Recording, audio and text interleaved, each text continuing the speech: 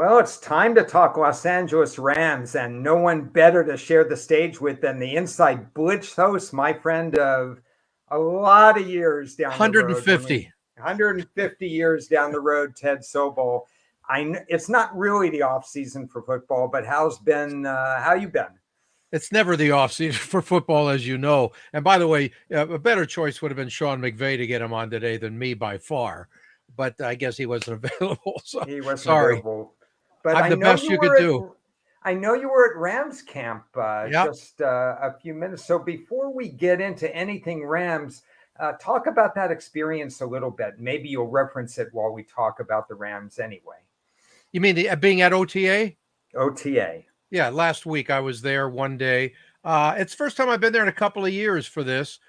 It was really interesting because I thought that Sean McVay was just incredibly energized. And that was the word that he used, by the way, on the field and off the field with us media types afterwards. He had this big meeting of the players when it was all done. And he was yelling and screaming and cussing. And he was saying, I liked your energy today. It was absolutely horse crap yesterday and that kind of stuff. And he was really, but I mean, they all gathered around. They were listening to him, and he really is their guru. Let's face it. I mean, the guy, he's not very tall, but everybody looks up to him in the organization. I just love the attitude. They're extremely young right now. So whatever the coach does, and now he's got a Super Bowl on his resume, and he's got some championship caliber guys that he's had over the last several years. And yes, he's lost Aaron Donald. That's a big part of this conversation and them moving forward. But I think they're definitely in the right direction. And as we just talked about off the air, hey, they actually have some draft picks that look like they're going to be important. Yeah, and obviously we know last year's draft was better than expected. But when we last saw the Rams, it was amazing that they were in the playoffs, first of all. Not everybody thought they were going to be in the playoffs. And I had underestimated what it meant to have a healthy Matthew Stafford all season long. And basically, he is firmly a top 10 quarterback in the NFL. And he helped the Rams get back to the playoffs in what was expected to be a rebuilding year. What are your impressions of what Matthew Stafford accomplished last year? And as he gets a year older, what can he do this coming year? Well, I'm not surprised what he did. I'm only surprised that he was able to stay upright the entire year for the most part, right?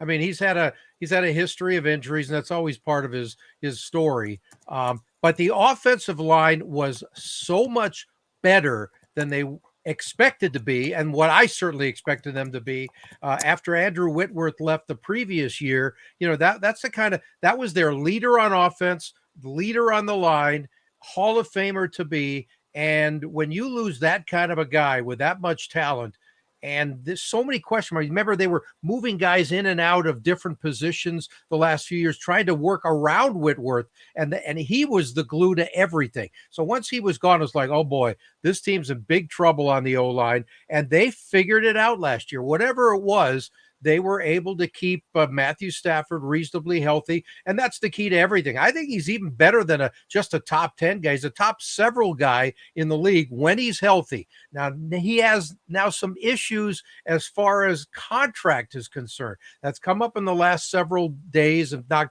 few weeks, where it's like, okay, I want to maybe get some kind of an extension or a little bit more of what I'm worth. It's probably him and his agent talking, hey, we've won our Super Bowl. This is our last chance at really building up the bank funds. So let's see what we could do. I don't know how serious it is and how much it's going to affect anything, but it's certainly there. And it's a little bit of a cloud hovering over that quarterback room, which is now as deep as any in the National Football League, with Jimmy G as your backup. Yeah, that was a good addition to the team to get Absolutely. Jimmy G, because he's a proven winner in the NFL. He can't stay healthy either, but if you only need him for a handful of games, it makes a lot of sense. the Rams, like a lot of NFL teams, there's a way to improve without taking 7, 8, 10 years if you know how to use the draft and so on. And it seems like the Rams have done that. You had Puka on our show, Yeah. full of enthusiasm last year. Week 2. Unexpected rise for him, but it wasn't just him. There were a couple on the defensive line that also rose up as well.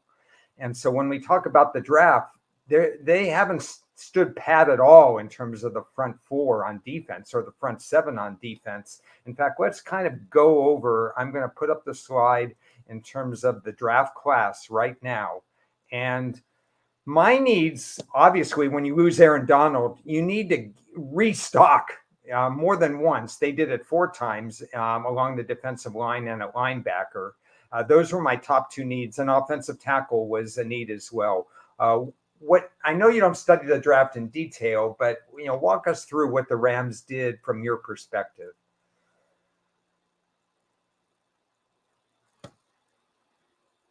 We lost Ted momentarily. I hope we can get him back there. So let me talk first about what they did in the draft. Jared Verse was one of my top 3 edge rushers, and he was somebody who basically he's a proven commodity in terms of going to the edge and getting to the quarterback. And then they doubled up in terms of Florida State guys. So they have 2 guys who are used to playing with each other on that side.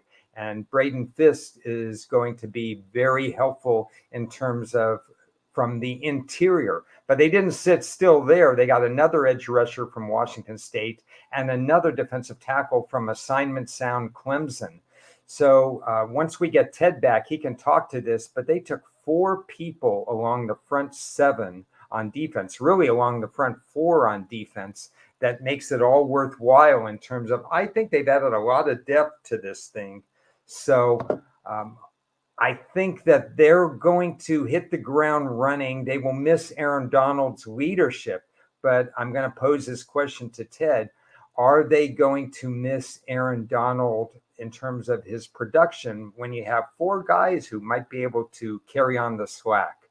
We're going to talk about Josh Carty as well. The Rams missed a few extra points last year. Josh Carty was my number 1 rated kicker. Adding Whittington, possession wide receiver for Texas, was helpful. I also rated a 6th-rounder, Wimmer from Arkansas, kind of a run blocker for that team. He was my 7th rated center. So the Rams, again, might have an under the radar draft that I think is going to surprise some people in terms of how well they're going to function, hit the ground running. That this isn't one of those draft classes that we've seen from teams where there's only going to be 2 contributors. I think we're going to see 6, 7 contributors down the road, and a few even in their rookie years to help out.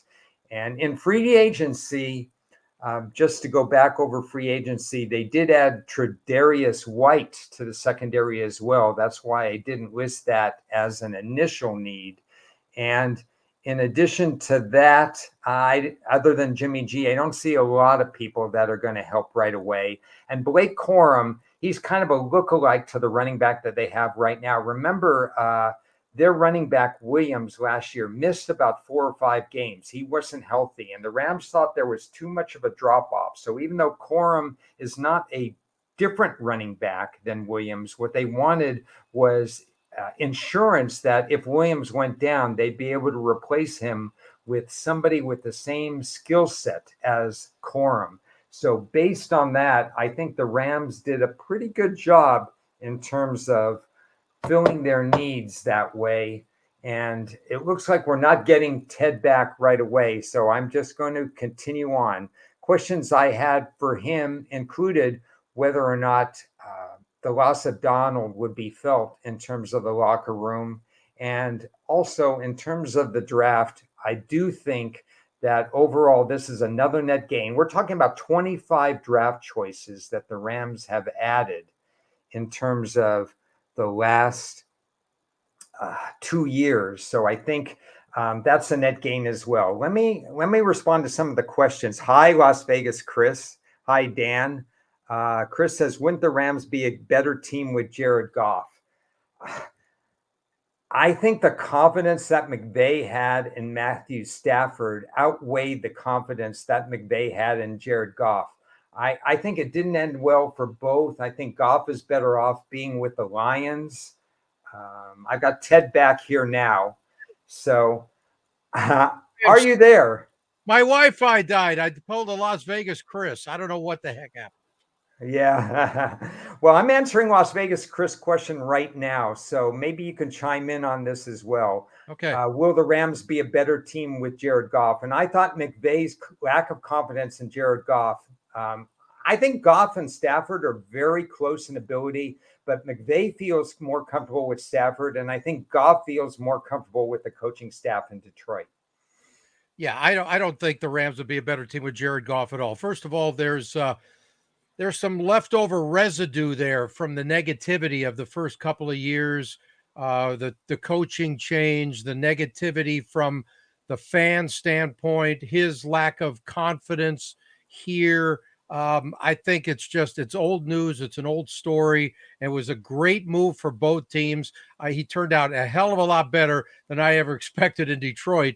Of course, the team turned out a hell of a lot better. So that's all a part of it. But we all knew that Jared had talent. Most people never thought he was a great first overall pick, though, because he had limitations. He's not that athletic. But he's fit well there, and he's evolved as a guy, as a leader, and as the right person there. And he loves it there. It's working out great for everybody concerned. So, no, you would never want to turn back the clock for either of them. Yeah, and I want to add to that because I want you to talk about the Rams and their offensive line because that's the area they kind of addressed late. Yeah. Detroit's offensive line is built to really protect Goff even more than the Rams' offensive line. And I think Goff is thriving in Detroit because of it. Talk to me. Are you disappointed the Rams didn't address offensive line early in this draft?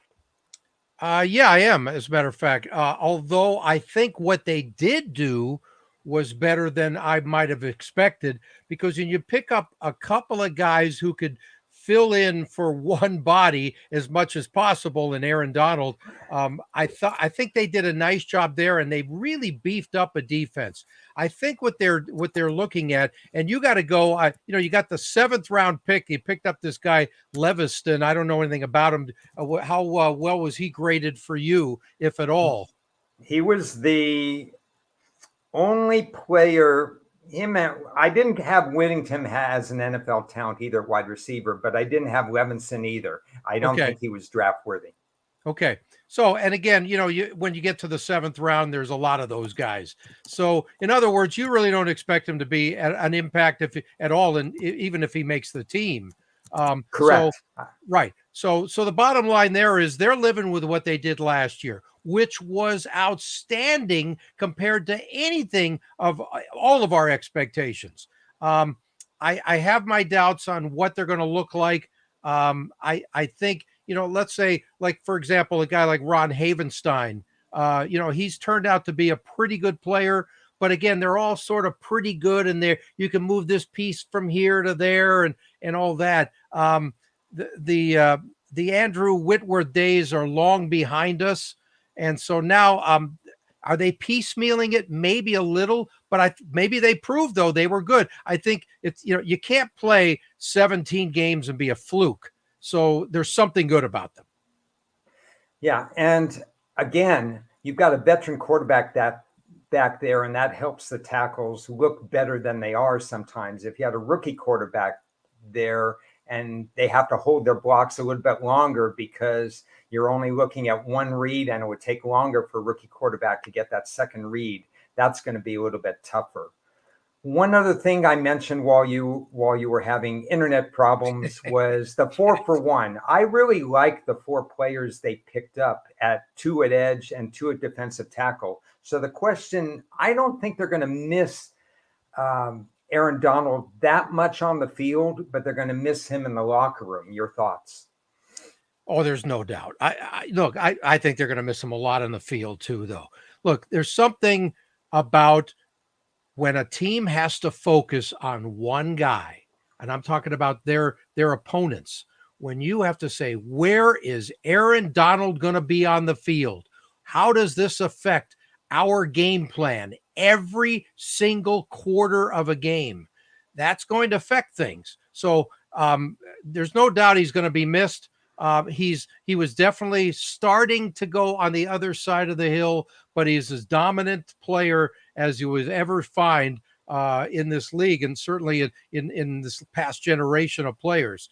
And he's got to be missed, but he's going to be missed in the room as well, because he was their leader. He was the guy everybody looked to, and who's going to take that place? I don't know. But there is something about that kid, Jared Verse. He's a rookie. He's not going to take over leadership qualities in a few weeks, but that guy he's I guess you could call him a loudmouth with a lot to say, because he's got leadership qualities, and he was outstanding as a pass rusher. He had 9 sacks last year at Florida State, and the combination of him and Braden Fisk, two guys who know each other. I wonder how much that's going to help coming into a rookie pro season, being familiar with their games.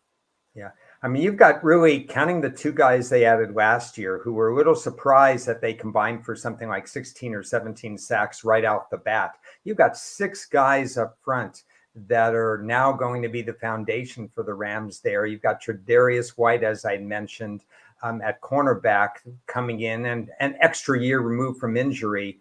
I'm going to put you on the spot a little bit, because I don't know if you talked about this while you were at the OTAs. Yeah. But tight end Higbee, he comes off an injury. I'm not sure he's going to be ready. Did you get any word on that?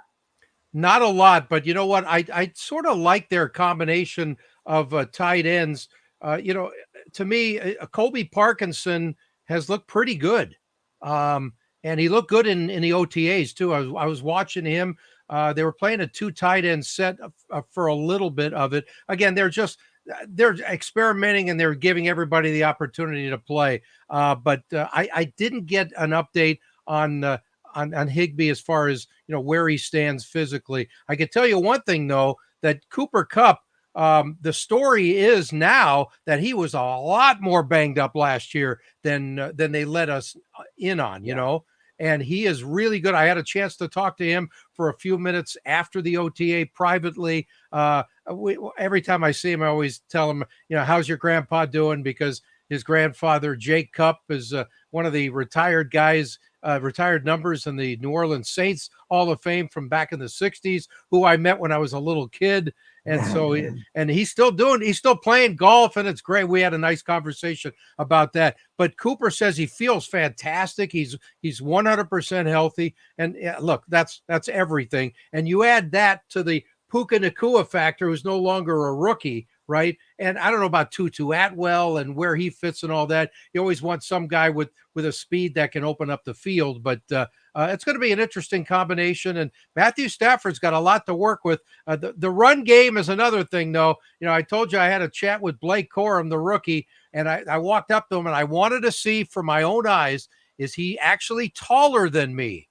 And at 5'7", he is barely taller than me, if not. And I looked down, he also had 2.5-inch thick heels. So he was cheating. Yeah, sounds good.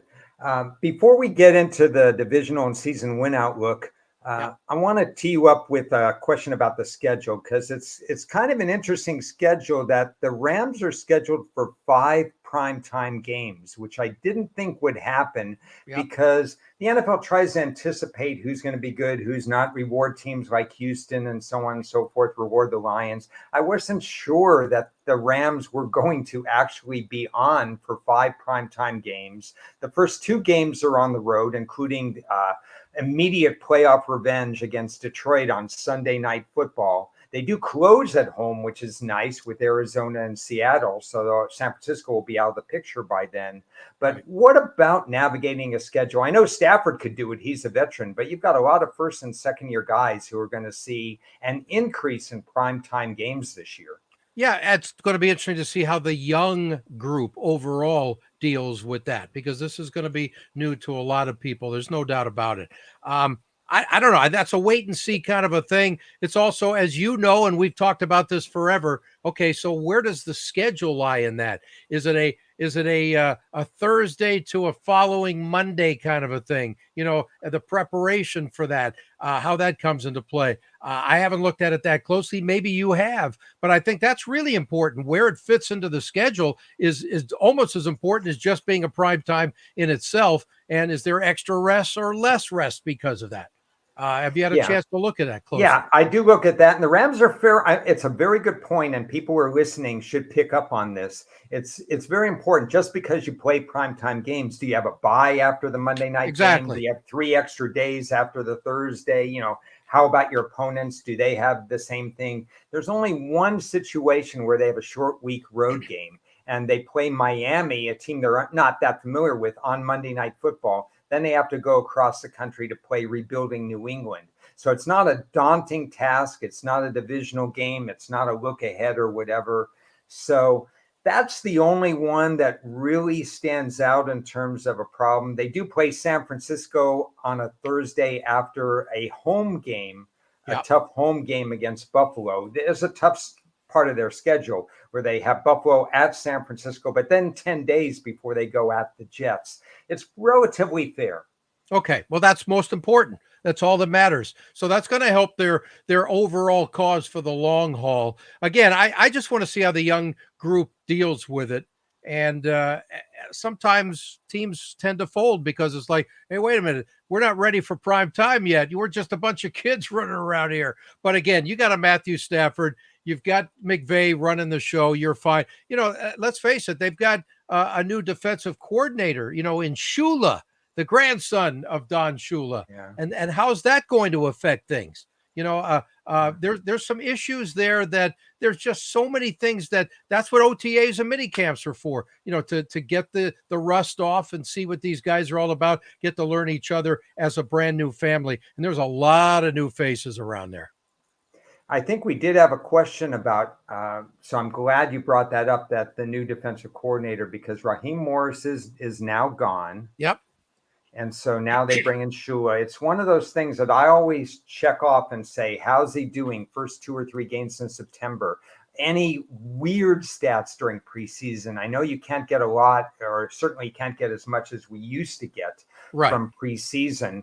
But if there's a drastic change, like 1 sack or 12 sacks, or the pass defense lights up, or one way or another, where there's extreme changes, that's something to look for when a team changes coordinators. Well, how do you feel, though, about the new guys coming in, mostly the 1-2 punch from Florida State, and how they're going to affect the pass rush? Because that's what these guys did in college. So are they able to transition smoothly to the NFL and do what they're supposed to do, so we can sort of forget about Aaron Donald, because we're never going to, of course. I think it gives the Rams tremendous versatility in terms of who they rush and when they rush and from what formation, with 6 guys who could do it. So It's up to Shula to harness all that young talent. But I think there's a lot of opportunity. Now, does that opportunity turn into wins? Let's ask Ted this question. Okay. Divisional outlook. Only plus 330 surprised me a little bit with San Francisco in there. But then there's that variable of Seattle where they're changing coaches and coordinators. And are they not, they're going through as much a transition as the Rams are, personnel wise, and obviously coaching wise. And then 8.5 wins, generally around minus 140 if you want the over, plus 110, plus 115 if you want the under. That's 17 games, 8.5, 9 home games. Where do you stand? What are your leans in terms of their record? Yeah, I'm leaning towards the O's as far as win total is concerned, although they do not have an easy schedule. So I think there's going to be a few, I know they play the Bills and they play the Lions. I mean, we're talking about teams that are, in the elite group around the league. So I think there's, this is going to tell us a lot about this team, even after week 1, right? I mean, they play the Lions in Detroit week 1. How are they going to fare with Stafford back there again? I mean, it's going to be fascinating. That's going to be, to me, that's already the game of the week. I don't care about Super Bowl rematches or any of that stuff. There's something about that. But as far as the division goes, look, San Francisco should be the prohibitive favorite. I expect them to get back to the Super Bowl if they stay reasonably healthy. I still wish I had a little bit more confidence in their quarterback. But look, Brock Purdy has done whatever they've asked of him so far, and you got to forget that he's the last pick of the draft a couple of years ago. It's really old news now. He's already proven he could play at this level, but there's always that little thing like, what is this guy for real? There's always that giant question mark, but San Francisco is for real, and they are deep and they are good. And they just gave some big time contracts to some guys who deserved it. And I think so they should go all the way back to the championship game if everything works right. But as far as the Rams winning their division, I wouldn't touch them. I'd like to see more like 4 or 5 to 1 just for a value play at 3.5. Good luck. I don't see them winning the division. Yeah, that makes sense. I have 2 questions left for you, and the first is just your final thoughts. That's all. Okay, I blew it. Based on my slide up here, any thoughts about this slide? Again, I listed the left tackle and the right tackle. They're especially the left tackle, not a household name, but we talked about the veteran quarterback. Underrated kicker, my number 1 rated kicker out of college, Stanford. He's already had some clutch kicks, 41 out of 45 in his last 2 years. And I think you and I have both hinted September will tell us a lot about Los Angeles. Your final thoughts, although I do have another question for you. Yeah, no problem. I could tell you that as far as Alaric Jackson goes, I asked a few of the veteran media members at OTA last week, who would you suggest I speak to from a standpoint of a great interview, good speaker and all that? And 2 of them told me Alaric Jackson is the guy. He is well-spoken. He's a spokesman for the team, which is impressive because it's not like he's 35 years old, right? So I think those are positives when you want leadership quality on the line.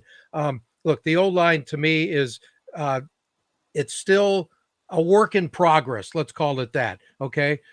You took away the questions. I was hoping to see them for a little bit longer.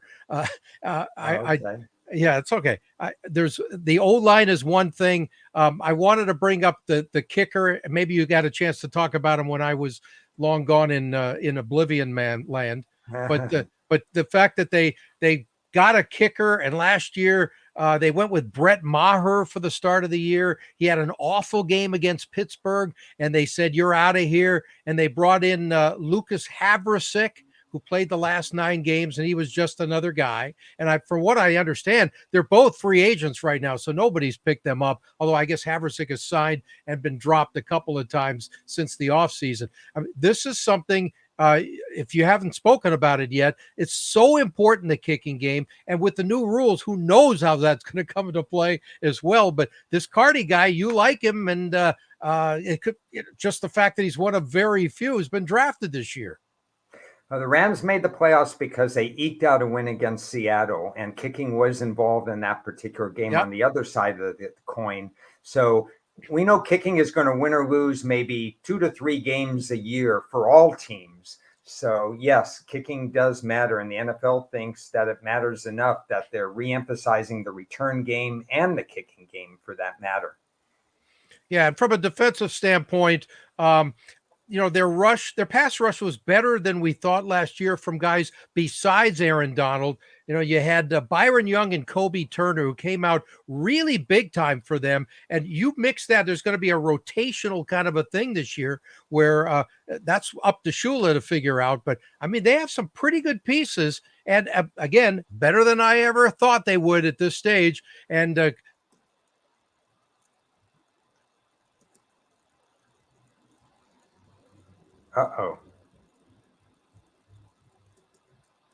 Hopefully we didn't lose Ted again real quickly here, but I think we were wrapping up. The one question I had for Ted left was playoffs. So I'm not sure whether or not the Rams are going to make the playoffs. I make it about 50-50, 51-49 that they're going to make the playoffs. I think Ted is frozen. So I'm going to wrap this up unless Ted makes it back real quick. Tomorrow, we're going to talk about San Francisco, the divisional favorite, and maybe the favorite to make the Super Bowl with Brady Cannon in store. And I'll also be talking about the Seattle Seahawks. What does the new regime have in store? How comparable are they in terms of going head to head with the Rams? So I want to thank Ted for offering his thoughts. Sorry for some of the disjointed video here, but I think we got a lot of good information out there.